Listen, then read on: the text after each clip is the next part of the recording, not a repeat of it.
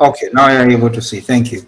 Yes, my pleasure. Just tell me if they are moving. Yes, moving. Yes, please. Okay, great.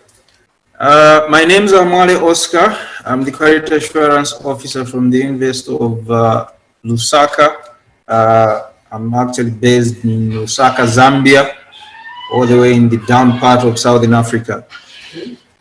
We did a study, or rather I carried out a study on the accreditation of higher education institutions in Zambia, fostering transparency in the audit processes and procedures. Now, the background to this is that Zambia has seen an increase in the number of HEIs.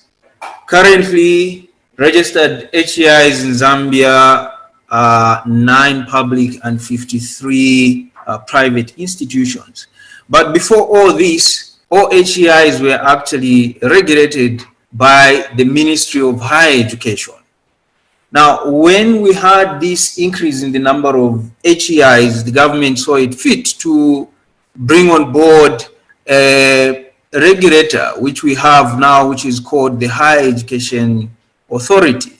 Now, the Higher Education Authority is mandated to ensure that all learning institutions, HEIs, provide the best and services of a higher quality. So they come in to ensure that these institutions have the capacity to provide the necessary learning programs, as well as they have the financial muscle also to provide the same learning programs. Now, the aim of this study were as follows: to establish the accreditation processes for the HEIs in Zambia, to find out the regulators involved in the accreditation of HEIs, and also to explore measures on how to enhance transparency in the accreditation of HEIs in Zambia. With regards to the methodology, a phenomenological design was used under a qualitative methodology. This study was carried out in Lusaka under selected private and public institutions, so that we can get views from both the private sector and also the public institutions. This study used an interpretive phenomenological analysis because we concentrated more on the experiences that the quality assurance officers have with regards to the various accreditation processes that they face with the regulators. Now, in terms of the findings, we established the following. In terms of accreditation, there's a small, or rather about 5 points type of accreditation process, where if you want to run an HEI, you first need to have that HEI registered with PACRA, which is the Patents and Companies Registration Agency. You also need to register that institution or organization with the Zambia Revenue Authority to ensure that you are paying the required taxes. And then you also need to register your institution with the council, especially where your institution is sitting. You need to register it with the council. Then you now have to register it with the Higher Education Authority. Thereby, you have to fill in a registration form. After filling in that registration form, that HEI will then be audited. And then after that auditing process, then the regulator, being HEA, which is the Higher Education Authority, will then accredit that institution. Of course, after that verification that you meet the prescribed requirements. Now, according to what we found out, the various processes that are involved in the accreditation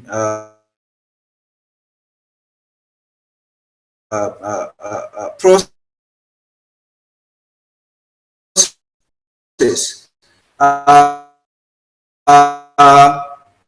in the following point. After you file in an application form, you are then required to, or rather HEA will come and visit you. They are going to inspect the institution to see whether it conforms to the required standards that have been set. So they'll audit your institution or inspect your institution with regards to the facilities that are there, whether you have adequate facilities in terms of office spaces for the lecturers, office spaces for administrative staff, whether you have adequate lecture rooms for the type of programs that you'll be running, whether you have the labs, for example, computer labs, you have biochemist labs for health-related programs and so on and so forth, and also whether you have toilets and the other facilities. So they will inspect that institution from that angle. They will also check the availability of the library in place and also check that that library, now we are in a technologically advanced era, they'll check that you have both physical as well as soft copy materials for the programs that are going to be run for that particular HEI. They'll also check the availability of human resource in terms of teaching staff and administrative staff. Teaching staff, we're looking at the number of lecturers and also the number of lecturers to the ratio of students that are going to be in those particular programs. They'll also check the availability of policies, procedures, and processes that will be involved in the operations of the university, whether you have clearly defined policies that state how to operate certain processes, how to carry out certain procedures, and so on and so forth. So they'll check for those in any of the departments that the institution will have.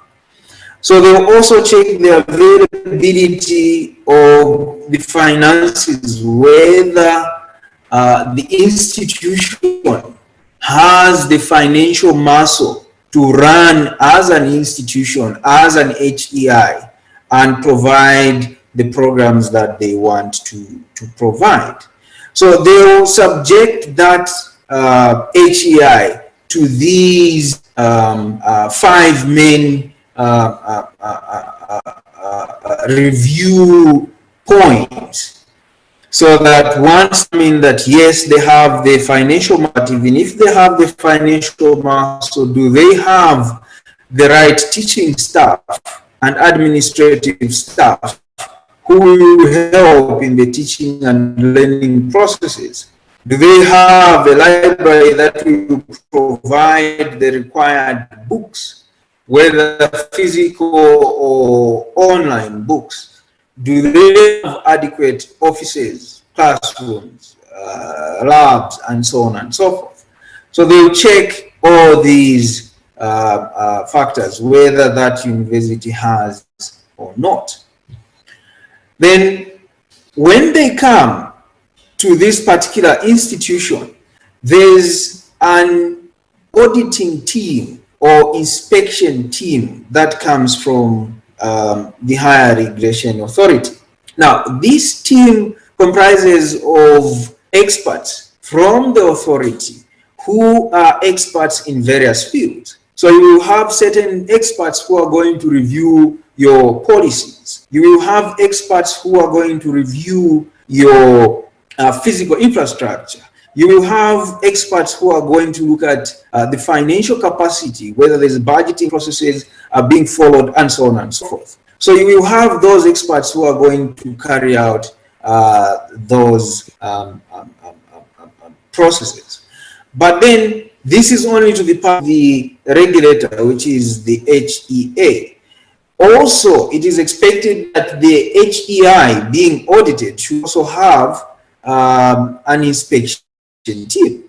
Now, their team also will be the one now to provide the necessary documentation, policies, answers, and show the HEA team where the certain facilities they are looking for example, are located, they have, and if they don't have, they then be brought book to why they don't have those facilities. So you have that team that carries out that from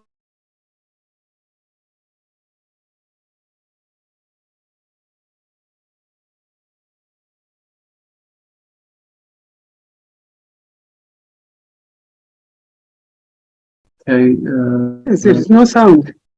There, you go now to the other regulators that regulate register. The main regulator we have is the Higher Education Authority.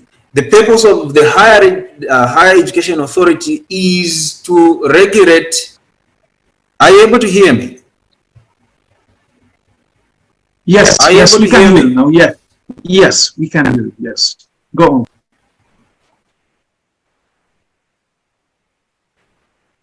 Okay, thank you. Thank you. Now, in Zambia, the main regulator is the Higher Education Authority, which is for learning institutions. Now, you will find that we have different learning institutions in Zambia. We have, for example, either private that are providing certain programs. You have technical programs, you have health-related programs, and then you have professional programs and the other programs. Now, you will find that for these programs to actually be accredited, they go through at least 1, 2, 3 regulators for them to be accredited as programs or qualifications to that regard. So in as much as your institution can be a HEA, which is the regulator, your programs still have to be, they have to be accredited as well, registered and accredited. 1, with the Higher Education Authority, 2, with the Zambia Qualifications Authority. So you also find that for health-related programs, before you can actually even send your, first need to send that program for accreditation or approval to HPCZ, which is the Health Professions Council of Zambia. If it's something to do with nursing and midwifery, you have to send that program to the Council of Zambia before you even send the program for accreditation. So you find that all these regulators play a key role in ensuring that there is conformity to the standards and there is quality in the programs that are being offered by the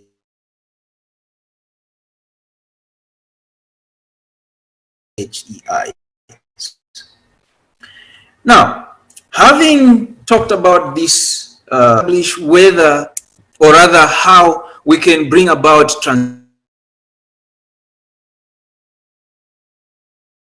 transparency, because from the findings it was established that there are the quality assurance officers and quality assurance departments or units from these HEIs as they are getting into the business of quality assurance. Now, when HEA came into being, HEA came and found a number of institutions already operating. As a result, you find a situation where these institutions were then now forced to adhere to the regulations that were being set by HEA. But in that enforcement, most of these HEIs were finding difficulties because this is a regulator who has just come on board and you've been doing certain courses or certain programs for some years and you never had that type of a regulator. Then the regulator comes and tells you to do A, B, C, D. Most of the HEIs had challenges to conform to those standards. Hence the need to bridge that gap of misunderstanding what is required by these regulators. The need for having those quality assurance departments and quality assurance officers to be able to explain in the simplest possible language to the management of these HEIs on the importance of adhering to the set standards. Now, the situation that was there was that anyone could have woken up today and just dreamt to start a university, and they can start operating a university to that regard. But HEA has brought in a dynamic process that ensures that it's not every Jim and Jack who can just wake up and open a university. You need to follow the laid down procedures, you need to follow the laid down processes and have the necessary policies that will drive your institution. So that even when you're producing that product, for example, now there's the issue of integrating the transfer of credits from one institution to the other. You need to have a program of substance so that what you're offering in Zambia is similar to what is being offered in Kenya, in Tanzania, in any other country, in Africa rather. So you need to have that kind of institutions to that regard. Hence, HEA came in and established that any other institution that was not meeting that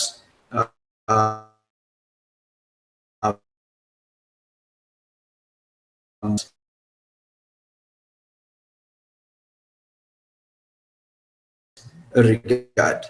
So it came in to clean up some of those that were not worthy to be called institutions of higher learning. So there was that cleanup system or rather strategy that was used by HEA. Now, in as far as there was that, some institutions survived that and are able to meet the standards that are being required by HEA. Now, from that comes the need to harmonize or to enhance certain strategies so that there is transparency in the processes that are involved in the accreditation of an HEI or a particular program. Now, some of these issues that are being highlighted are, for example, when HEA came into place, yes, it did come on board and educated a number of quality assurance officers on what is expected of the HEIs.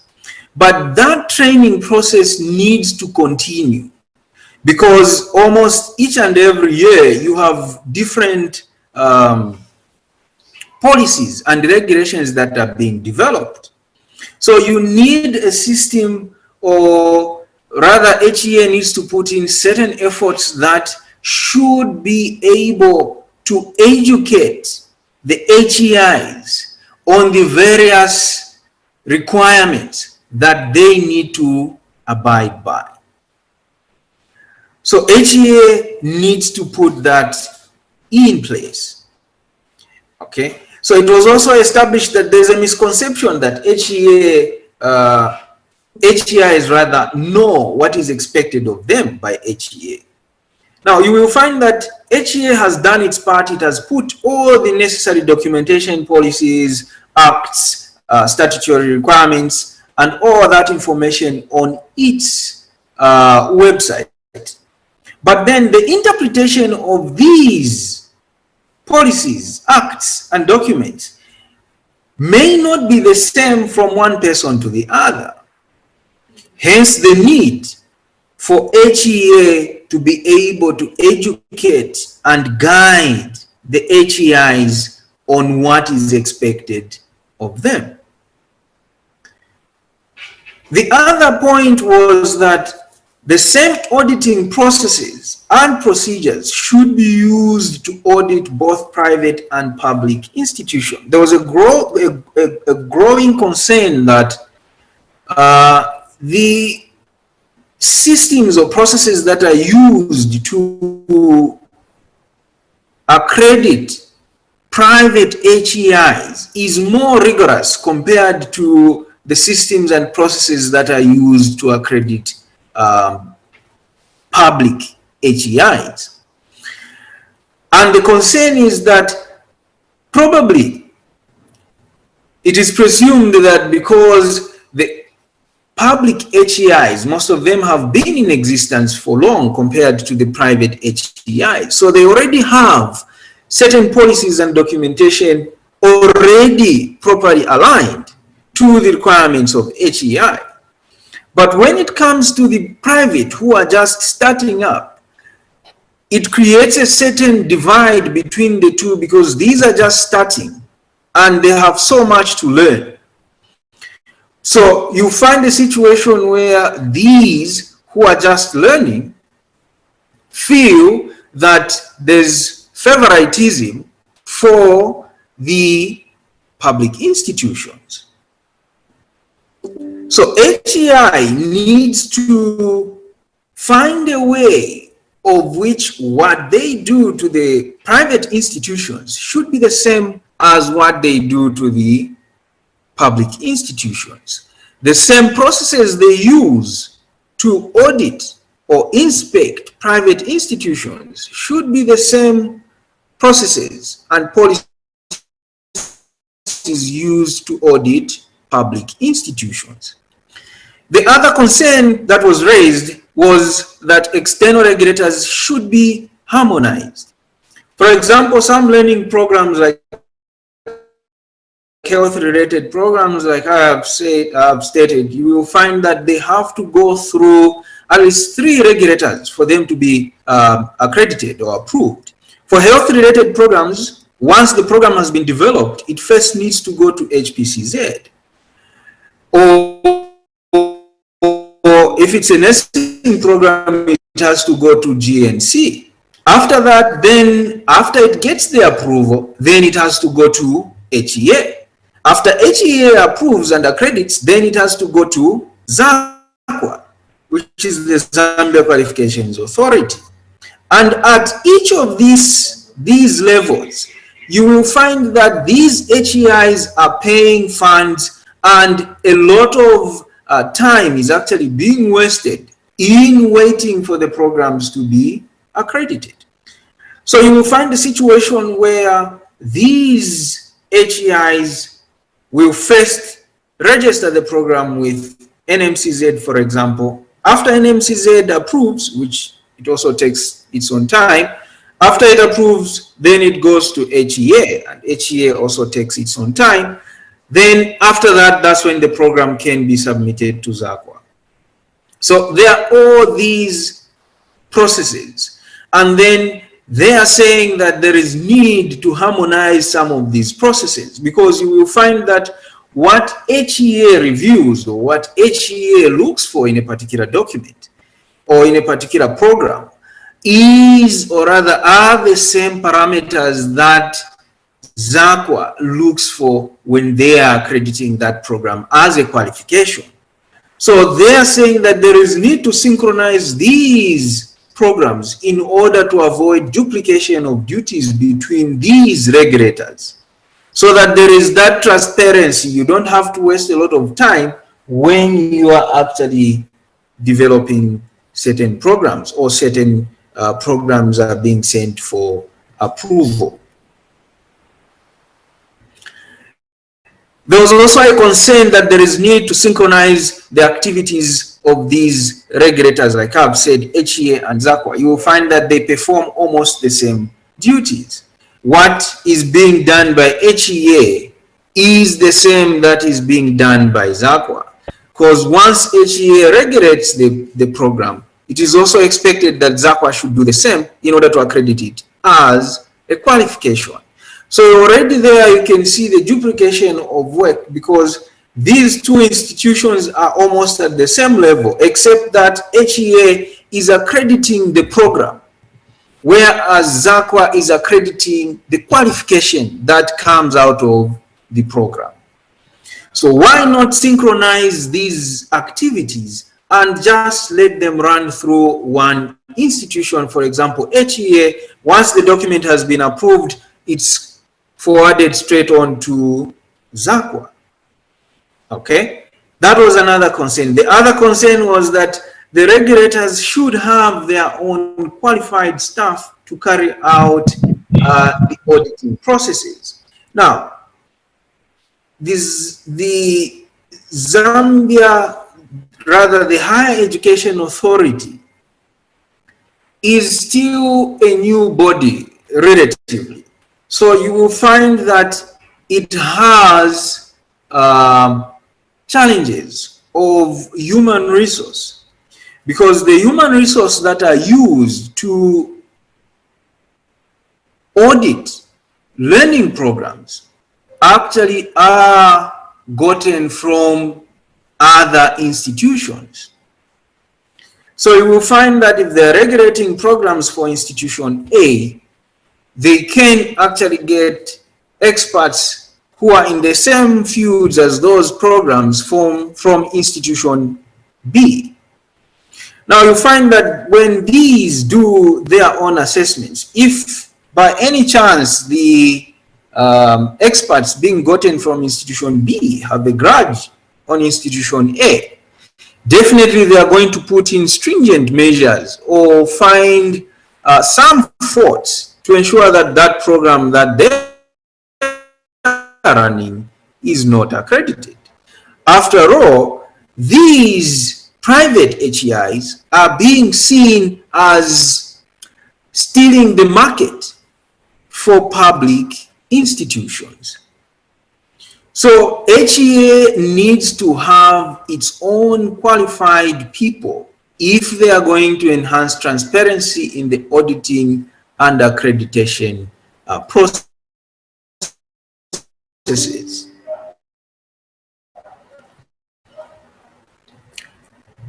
Furthermore, the other challenge that was mentioned was that the HEIs like to smear butter and sugarcoat for inspections. This is a situation where if they know that the regulators are coming to regulate, or rather the regulators are coming to inspect, that's the time when they'll put in place certain policies, certain procedures, certain processes, just so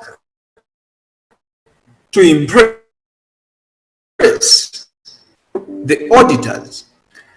And as a result of that, you will find that what is being shown to the auditors is not what these HEIs are actually practicing or using to that regard. So you find a situation where these HEIs smear butter only to please the inspectors and for them to get that accreditation process. But then once that process is done, you will find a reluctance on the implementation of the various processes and procedures as is required by the regulators. It was also brought out that there is need to have trained and qualified quality assurance personnel who are able to interpret the requirements by HEA, the policies and the acts that govern the operations of HEIs in Zambia and Africa at large. These quality assurance officers should have the expertise to be able to interpret the policies, to be able to advise the HEIs whether to follow certain policies or develop their own and adapt them to what is required. The quality assurance departments were seen to be the key people in ensuring that the HEIs conform to the required standards and for them to have that accreditation approved. Therefore, it becomes important that HEA works hand in hand with the quality assurance personnel from these HEIs. And the HEIs also need to ensure that they put in place a quality assurance unit or department and have qualified people in those departments and units in order to drive the quality assurance processes of that particular HEI. These were the findings of this study. At this point, I thank you all and I'll open up for questions. Thank you. Thank you so much. Thank you so much, Mr. Oscar. Actually, that was a very wonderful presentation to, explain the way of accreditation of universities in Zambia. Actually, I have two questions, please. The first one, is the accreditation mandatory? I mean, in case universities didn't apply for accreditation, then do they have the right to upgrade, or the government is going to close their offices? That is number one. And number two, how many universities were in Zambia before the application of HEA? So with your first question,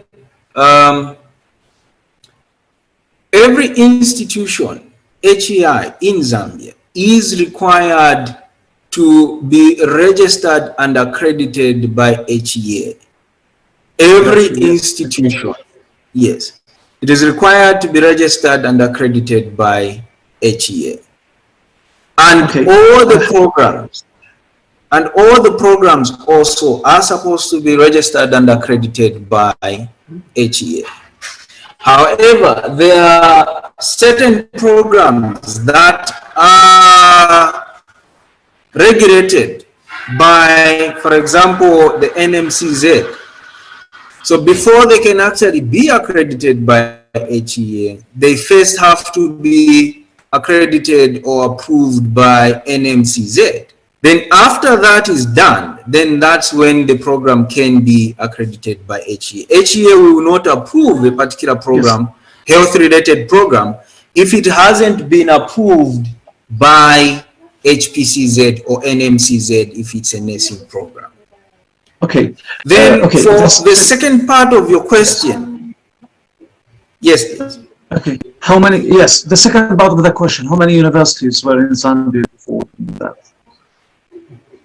I don't have the statistics at hand of how many were there, but when you check from the website for HEA, they'll show you how many institutions are actually accredited now. And from their site, there are also there's also information on which universities have been deregistered before. Okay. Okay, thank you so much, Mr. Oscar. That was wonderful. Many thanks for your presentation. I would have two questions from Mr. Violet and Mr. Adikolo, and then we are going to finalize the conference because I think that the timing of the Zoom is very limited. So I'll start with Dr. Violet. Yes, please. Yes, very quickly. I want to thank Malawi. Is it Mwale? Is it Malawi or Zambia? Zambia. Yes, yeah. For a frank, you know what? This is a frank outcome of a research, because for the past 3-4 months, beginning of the year, we were also running a similar research, but we said it, the relationship and experiences of accreditation bodies and institutions. You would find that the same thing, it was noted that institutions were not happy. And why should we separate what we do for private institutions and what we do for public institutions. In Zimbabwe, everything is under one roof, and what is done for public institutions is the same that is done for private institutions. Namibia used to do for private institutions only. Then private institutions started improving in terms of their quality, and students started going to those private institutions. The public institutions had to cry that we are no longer having students. All students are going to private institutions because they've got better quality. So we also now want the accreditation. Very, very key. He raised a lot of things that are really pertinent. The repetition of the processes. Yes, you say, what I would suggest for him, even if we are talking about our own conference, is that he should, the Zambian institutions should go and say, when ZAQA and the Higher Education Authority, once they are looking at a program, let them look at the program at once with representative team members from ZAQA, from the health, from what, so that if they say they are doing it on Monday, they are all there for that program. And then they know they are done with it. Honestly, what he was talking about is very, very true. And so you would see that although it is not the fault of the ranking institutions like our HE higher education rankings, part of your criteria should also reduce these unethical practices. There should be some criteria which speak to reduction of unethical practices and unfair practices, particularly within the institutions themselves. Because what he has said is true, that you are starting a medical program, you go, or an engineering program, you go and borrow pieces of equipment from other institutions. That's what they can do for rankings as well. So with that, they now say we have this, immediately those ones leave, they return the pieces of equipment. The students who are going to be enrolled will tell you, we never had a practical. And say, but we have the equipment. They tell you they never had a practical because in the first place, the equipment is not there. It was borrowed equipment. So quality assurance, when it is done for pleasing or for gains which have nothing to do with real change, that's when it becomes problematic.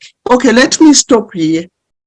Okay, thank you so much, Dr. Violet. I think that we can complete the presentation, or we can have a meeting so that we can discuss in further, because one more time, the time is very limited. The sim is going to stop at 2:30 after 10 minutes. I would have Dr. Adekunle. Yes, please. 2 minutes, please. Yeah, thank you so much. Thank you so much.